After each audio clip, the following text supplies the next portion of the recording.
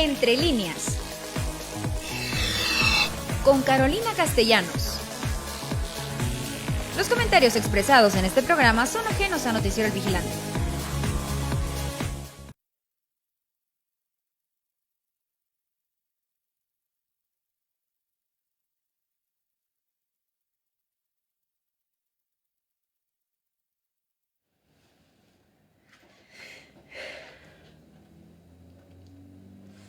Bienvenidos a Entre Líneas, gracias siempre por sintonizarnos. La semana pasada estuvimos un poco a la distancia desde las lindas tierras de Quetzaltenango.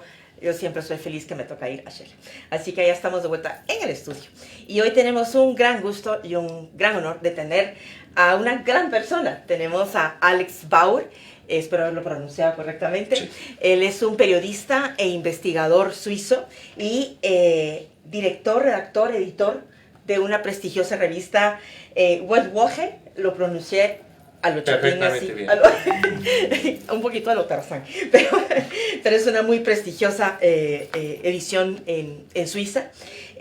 Alex Bauer ha trabajado mucho en el tema de la politización de la justicia, en inglés se conoce como lawfare, es la politización de la justicia, y ha hecho varias investigaciones de diferentes casos en Guatemala. Así que bienvenidísimo a Guatemala nuevamente y bienvenidísimo a Entre Líneas. Bueno, muchas gracias y bueno, es un gran gusto de estar de vuelta en Guatemala después de algunos años. Muchos años. Tienes que venir más cerca. Siempre es un gusto hay que darle más frijoles para que entonces venga más cerca. Sí. Bueno, ¿cuál fue tu interés? Bueno, vamos a dar un paso adelante para que entiendan quienes nos están viendo. ¿Qué es el lawfare? ¿Qué es la politización de la justicia? ¿Cómo defines tú esto? Mira, es un fenómeno que se ve en toda la América Latina, más o menos desde el año 2000. Y se ve más que nada en Guatemala, en Colombia, se ve en el Perú. Y es que se usa la justicia como medio político. Y todo esto nace en la lucha contra la corrupción, que es una lucha que todo el mundo podemos ser perfectamente de acuerdo, porque es una buena meta, ¿no? Y también por los derechos humanos, ¿no? Entonces todo el mundo está de acuerdo, hay que luchar contra la corrupción, hay que luchar contra los abusos, ¿no? Pero ahí entra una politización de la justicia, o sea, que no se trata de condenar cualquiera, sino se trata de, primero, antes de condenar a alguien, tienes que aclarecer los casos. Claro. Y entonces se ha visto esta politización y por este punto, desde ese punto de vista, para mí Guatemala es un ejemplo muy interesante, porque acá en Guatemala se ha visto un extremo. Un extremo. Y tú decías, no se trata de acusar a cualquiera, hay que probarlo. Y tampoco se trata de acusar a los que no son los culpables con fines políticos. Claro. Quiero arruinar a tal persona y la voy a acusar que estuvo involucrada de cualquier forma en X caso. Eso también es politización de la justicia. Claro, mira, el caso que me llamó la atención, el primer caso, fue precisamente en Guatemala, el caso Gerardi. Yo estuve acá en Guatemala investigando este caso, y entonces, porque de verdad fue un caso horrible, ¿no? Claro. Y entonces habría que esclarecerlo. Y ahí lo vi, la politización de este caso, que fue horrible, que al final se metió a los Byron Lima, creo que se llamaron, ¿no? Uno medio preso que no tenía nada que ver. Y era entonces digo, bueno, no es solamente que se mete preso a un inocente o a varios, sino que eran padre e hijo, sino los verdaderos culpables se van, siguen, ¿no? Libres, impunes. Y ahí entramos en otro problema, que sí, en América Latina en general tenemos un problema de una política la corrupción está por todas. En la administración. Pero el gran problema es que la justicia no es excluida de ellos. Entonces, ¿cómo vas con jueces, con fiscales corruptos o politizados luchar contra la corrupción? Ahora, ahí llegamos al punto medular de cómo podemos buscar justicia, cómo podemos, sí que mataron esto que lo demás, cómo podemos buscar justicia cuando hay intereses oscuros políticos que paran acusando a inocentes.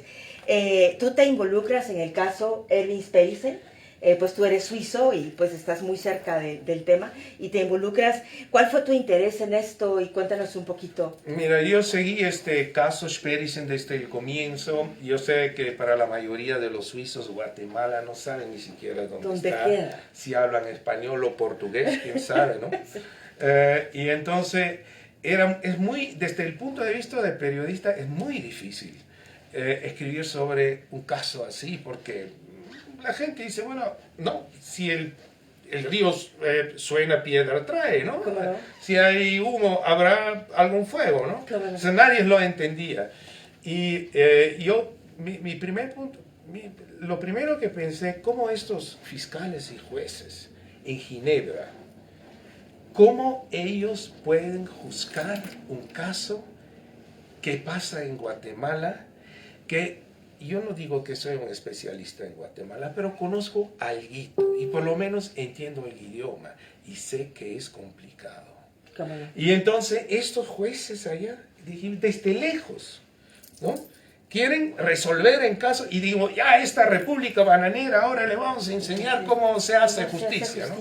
Es una mentalidad, una prepotencia colonial. Primero, y se ha visto desde el comienzo que estaba muy politizado por la ONG que está detrás y por el fiscal Bertosa, que es el padre y el hijo, están muy metidos en esto. Entonces, para hacerlo en breve, lo que se entendió muy rápido, en este caso Sperisen, era que ellos al comienzo estaban muy seguros. Decían, bueno, aquí tenemos un testigo, ha visto cómo lo disparó y declara, ¿no? Y después lo tienen detenido a Erwin Sperisen con todo un espectáculo, ¿no? Lo mandaron a detener como si fuera un delincuente. Que es parte de la politización de la justicia. Es parte de, ¿no? Porque un acusado, esposado, jamás se debería ver en la televisión. Jamás. Porque hay la presunción de inocencia, Claro, ¿no? claro. Y entonces lo tienen a Erwin Sperisen ya un año en detención preventiva, y en Suiza detención preventiva es en una celda aislado, ¿no? Lo tenían como un delincuente peligrosísimo. Y lo ve, y ellos ven, el fiscal ve que el caso se le va. Los jueces que han admitido la detención preventiva, se ven, el caso se nos va. Ahora, en Suiza hay una cosa, cuando uno está, lo tienen que soltar después de un año de detención preventiva, no es que simplemente no van a hacer, tienen que pagarle una indemnización. Y entonces, y los jueces y los fiscales son elegidos. Claro. Y entonces ellos ya están en un callejón sin salida, porque cuando más tiempo que está en preventiva, más difícil es soltarlo. Porque ahí, y al final lo tenían 5 años en detención preventiva. Es decir, y esto es blanco y negro, o lo declaramos culpable, o le vamos a tener que pagar una indemnización millonaria. Y ahí es lo que yo llamo, yo tenía mucha confianza en el sistema de la justicia suiza, porque había trabajado mucho en esto, entonces es una decepción total, porque al final todo el mundo sabía, no lo podemos, no lo podemos absolver, porque además un jefe de policía de una república bananera no puede ser inocente, ¿no? Claro. Si no habrá hecho esto, habrá hecho más otra cosa. Hizo y entonces... Pero esto es la bancarrota de la justicia. Y fue la bancarrota de la justicia suiza. Bueno, al final, porque después de 5 años de detención preventiva, lo hubieran tenido que pagar una millonada de recompensa y no quedaba otra cosa. Entonces, han cambiado la acusación, pero es una cosa que yo no me podía imaginar. ¿Cómo no? Que han cambiado, pero todos los principios de la justicia, la presunción de la inocencia, el principio de acusación, ne bis in idem, o sea, todos los principios más sagrados de la justicia lo han pateado por los pies en el nombre de los derechos humanos. Bueno, y no lo dejan no lo dejan defenderse. Él está en el juicio y no le permite, por ejemplo, no le permitieron a nuestro actual presidente llegar a dar su testimonio. Sí le permitieron en el caso en Austria, con Figueroa, y se lo permiten también en España con Carlos Bielman, pero no le permiten en Suiza. Entonces es una justicia que no es justicia, porque si va a ser justicia real, me deben permitir que yo presente todos mis argumentos de defensa, claro, y llevo a todo el batallón a que me defienda. Y entonces será cuestión de los jueces que digan, este mintió, este no mintió, este sí lo compró, esto no lo compró. Pero aquí desde el inicio fue un tema... Todo era preparado como para que vaya en una dirección. Que vaya en una dirección y él es culpable. Entonces, ¿cómo salir? Y de pronto alguno de ustedes está diciendo, bueno, sí, pero es que fue él y como estuvo en la policía y que por el tal... Nos puede pasar a cualquiera. Puede pasar a cualquiera. ¿No? Que es un problema, si a cualquiera de nosotros, agarremos a este que anda por ahí, total, ni quien mire por ahí, y lo llevamos preso. ¿Cómo salir de una justicia politizada? Guatemala, y vamos a ponerle nombre y apellido a la politización de la justicia en Guatemala, que se llama CICIG. Yeah. Y la peor parte en los últimos años, Iván Velázquez. Nombre y apellido... Conocido desde Colombia, se ha dicho. Conocido desde Colombia. Es una cosa espantosa. Yeah. Bueno, CICIG, Iván Velázquez. Y nos dejó el sistema de justicia corrupto hasta los huesos, que es parte también de la politización de la justicia. ¿Y cómo puede uno salir como país? Mira, esto es una cosa muy complicada. Se ha tratado con la implementación de la CICIG, que fue una idea, la intención fue buena, ¿no? Inclusive el gobierno de Berger, el mismo gobierno que participaba, Erwin Spencer. Y entonces, pero ahí la elección que se ha tomado, no se puede importar la justicia como una máquina de lavar o como un carro, sino hay que desarrollarlo en el mismo país, ¿no? Esto fue la gran lección, o sea, que hay que tomar las lecciones, ¿no? Y entonces, tomarlo con calma. Ahora, ¿cómo combatir la corrupción? Yo creo, primero, nosotros vamos a decir, ahora hay que castigarlos, hay que meterlos presos. Pero cuando vemos, ok, ese sistema tiene sus límites. Entonces, ¿cómo evitar que haya corrupción? ¿No? O sea, antes de decir la medicina, ¿y cómo podemos evitar la enfermedad? La enfermedad. ¿No? Entonces, tenemos experiencia en esto. Primero, la transparencia. Transparencia, ¿no? Sí. Que todo proceso sea transparente. La desburocratización, porque la burocracia es el hervidero de la corrupción. Totalmente entonces, de acuerdo. Mientras más trámite, más papel, más vuelta. Ahí están los coimeros. ¿Cómo no? Dijo el presidente Yamatei, no sé si fue en el discurso inauguraron, alguno dijo, cada papelito cuesta. Dice, sí. Cada vuelta cuesta plata. ¿Verdad? Claro, exacto, ¿no? Y entonces habría que comenzar por ahí. Y después también los medios de comunicación, o sea, no seamos sensacionalistas, sí. Porque es muy fácil, ¿no? Sí. Lo metemos preso a y lo vamos a castigar, no, pero si castigas el equivocado, ¿qué va? ¿Cómo no? Y los medios de comunicación es algo súper importante porque es parte, como decíamos hace un momento, de esta politización, la mediatización. En el caso de Guatemala, el artículo 13, segundo párrafo de la Constitución, dice que no se puede presentar ante los medios a ningún acusado sin que éste haya sido escuchado por un juez. Y aquí, Iván Velázquez implantó el tema de que llamaban a los periodistas, pues ellos estaban haciendo su trabajo. Me llaman que va a haber algo, salgo corriendo y voy a cubrirlo. Pues ahí. Entonces viene y llaman a los medios, miren, vamos a hacer un allanamiento, vamos a ir a apresar a no sé qué, y se van todos los medios, y va el acusado enchachado, como decimos acá, y va el periodista corriendo a la par con su cámara, entrevistándolo. Al final, pues no es culpa del periodista, es culpa de quien los convoca, que está violando la Constitución. Entonces, ¿para qué hacerle juicio si ya lo tienes presentado? Ya lo tienes presentado como culpable. ¿Para qué hacer juicio? ¿No? Sí, el que es resultado parte, de- ¿cómo no? Y tienes razón, ese es el problema. La idea Hombre, es de una vez Te acusar. puedo decir una cosa positiva. supuesto. Ay, Que podría... ¿sí? Por favor. Mira, que los suizos deberían aprender de Guatemala y en Guatemala todo juicio es filmado, es grabado y cualquiera puede ver, esto lo ha dicho y esto y es transparente, puede seguir. En Suiza está prohibido, no graban los juicios, entonces no se sabe, ¿no? Es un sistema que tiene una falta de transparencia. O sea, en ese sentido, en la transparencia, la justicia suiza está en la edad de piedra. Y en este caso, y no se ha reclamado porque había mucha confianza, ¿no? Porque siempre se pensaba que ese sistema funcionaba tan bien, pero el caso Sperisen me ha comprobado que ese sistema no funciona No bien. funciona bien. Y entonces podrían aprender, más bien yo creo que los suizos deberían venir a Guatemala a ver cómo, por lo menos en esto, cómo se hace un juicio transparente, con la cámara y esto, y dice, no, ha dicho esto, no, acá tenemos la grabación. Está grabado. Sí. Claro, y hay una prueba, un video, algo Sí. que dice Sí, tal sí, cosa. sí. Pero Sí, sí. en Guatemala, Suiza tiene una excelente reputación. Verá, ha sido un país que todos admiramos y que esto y lo demás y no sé cuántos.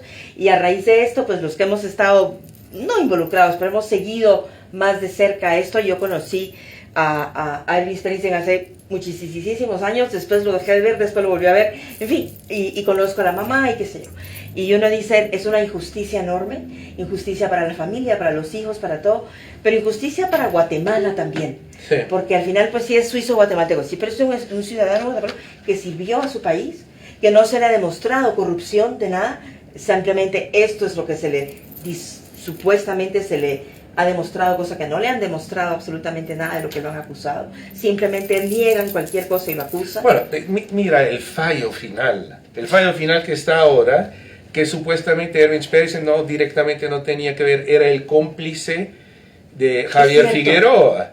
Javier Figueroa en este mismo caso fue absuelto en Austria, pero juicio final. Y entonces Erwin Sperisen era el cómplice de un inocente. Pero por favor, no necesito haber estudiado Derecho para entender que esto es una barbaridad. Es una barbaridad, es una aberración. Es una aberración. Y entonces, más bien, yo creo que de parte de Guatemala, lo que sí se puede hacer también del gobierno de Guatemala, claro, no se pueden intrometer en la justicia, porque el juicio dice, bueno, la independencia de la justicia y todo esto, y va a haber una revisión ahora, ojalá que va a haber una revisión, porque hice unas investigaciones que llevaron unas irregularidades que ojalá. Que en la Corte Suprema se revise allá en Suiza. Ojalá. Pero sí lo que puede hacer el gobierno de Guatemala y que se le puede pedir que lo apoyen a Erwin Sperisen en la prisión. Ahora está nuevamente detenido, pues el cónsul, ¿no? Que lo vaya a visitar semanalmente, que vaya a vigilar, porque la detención en Suiza, como es este régimen que tiene Erwin Sperisen, es muy cuestionable. Y ha sido inclusive cuestionado por las Naciones Unidas, porque es un régimen de aislamiento total. Total, 1 hora diaria, puede salir a un patio a que le dé un poquito el sol, y después las 23 horas restantes está en aislamiento. Yo lo entrevisté hace algunos años, creo que te compartieron el artículo que yo escribí, sí. Te lo mando, y le pregunto cómo pasas 23 horas en aislamiento. Lo entrevisté por WhatsApp y me dice, en ese tiempo que estuvo libre antes de que lo volvieran a capturar, sí. Y me dijo que había leído más de 350 sí. libros, una cosa por el estilo, y los libros que le permiten leer, no puede él escoger, quiero leer tal cosa. En fin, es un sistema muy cruel.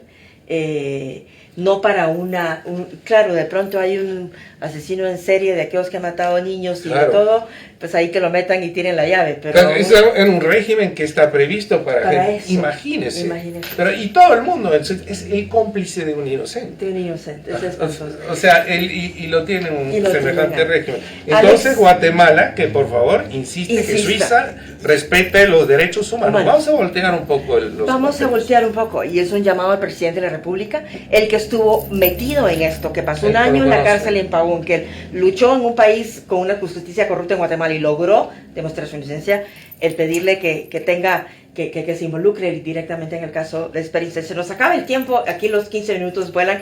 ¿Algún mensajito? Tú tienes un libro que se llama La maldición del bien, y creo que eso describe muy bien esto que hemos estado hablando. ¿Algún mensajito súper rápido, súper corto para el cierre? Bueno, muchas gracias que me han por la invitación. Y bueno, nada más un cariño al pueblo guatemalteco, que es lindo. Muchísimas gracias. Gracias por visitarnos. Tienes que venir más seguido a Guatemala. Y gracias por visitarnos, por aceptar esta invitación al programa.